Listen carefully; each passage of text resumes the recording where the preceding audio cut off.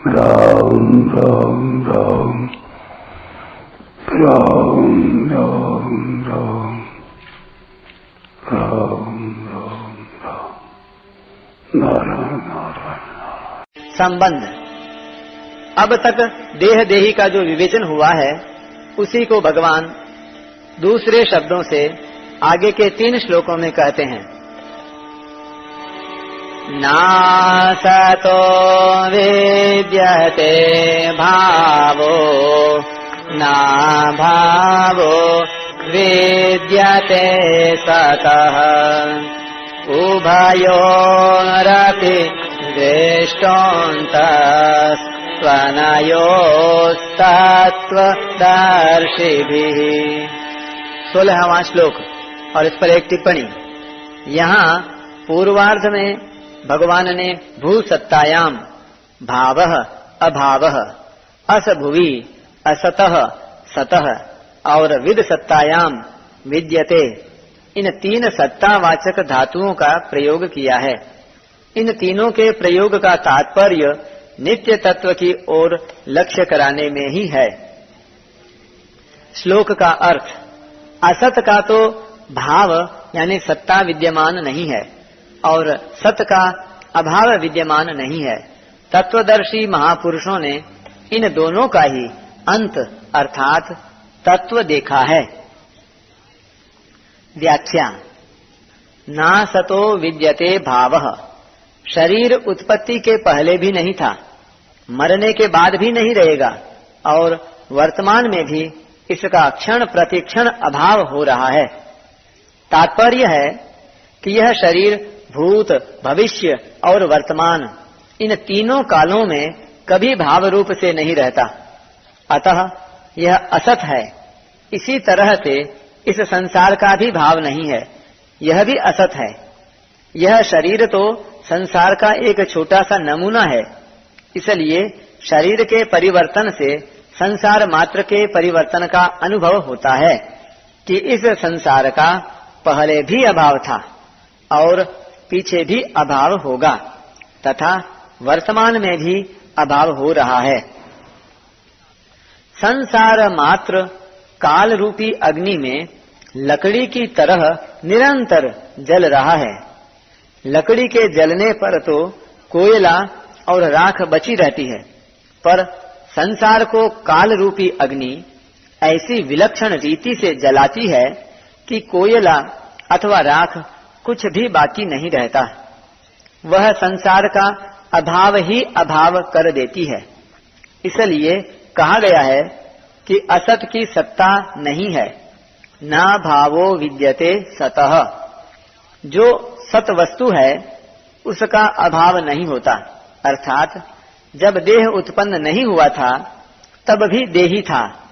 देह नष्ट होने पर भी देही रहेगा और वर्तमान में देह के परिवर्तनशील होने पर भी देही उसमें ज्यों का त्यों ही रहता है। इसी रीति से जब संसार उत्पन्न नहीं हुआ था उस समय भी परमात्म तत्व था।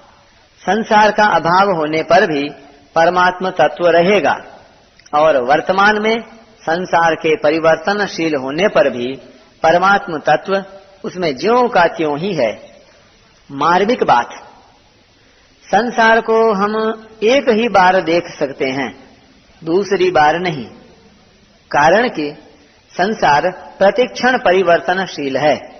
अतः एक क्षण पहले वस्तु जैसी थी दूसरे क्षण में वह वैसी नहीं रहती।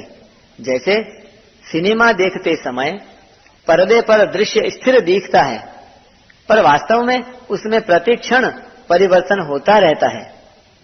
मशीन पर फिल्म तेजी से घूमने के कारण वह परिवर्तन इतनी तेजी से होता है कि उसे हमारी आंखें नहीं पकड़ पाती। टिप्पणी।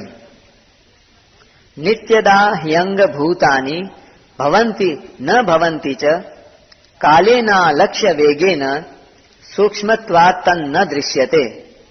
श्रीमद् भागवत में यह आया है, यद्यपि प्रतिक्षण ही शरीरों की उत्पत्ति और नाश होता रहता है, तथापि काल की गति अत्यंत सूक्ष्म होने के कारण उनका प्रतिक्षण उत्पन्न और नष्ट होना दिखाई नहीं देता।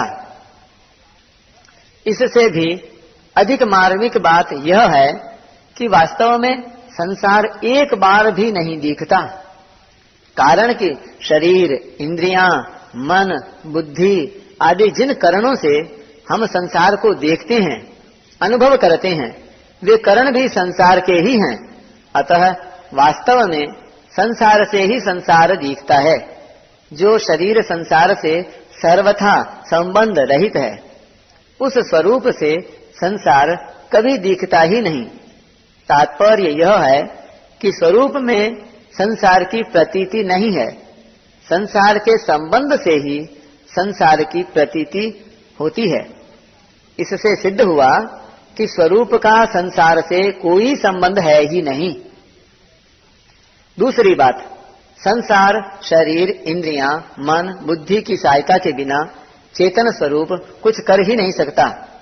इससे सिद्ध हुआ कि मात्र क्रिया संसार में ही है, स्वरूप में नहीं। स्वरूप का क्रिया से कोई संबंध है ही नहीं।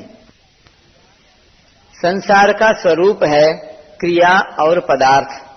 जब स्वरूप का न तो क्रिया से और न पदार्थ से ही कोई संबंध है, तब यह सिद्ध हो गया कि शरीर, इंद्रियां, मन, बुद्धि सहित संपूर्ण संसार का अभाव है। केवल परमात्म तत्व का ही भाव है, यानी सत्ता है, जो निर्लिप्त रूप से सबका प्रकाशक और आधार है। उभयोरपि दृष्टोन्तस त्वनयोस तत्वदर्शिभिः, इन दोनों के अर्थात सत असत देही देह के तत्व को जानने वाले महापुरुषों ने इनका तत्व देखा है, इनका निचोड़ निकाला है कि केवल एक सत तत्व ही विद्यमान है। असत वस्तु का तत्व भी सत है और सत वस्तु का तत्व भी सत है, अर्थात दोनों का तत्व एक सत ही है। दोनों का तत्व भाव रूप से एक ही है।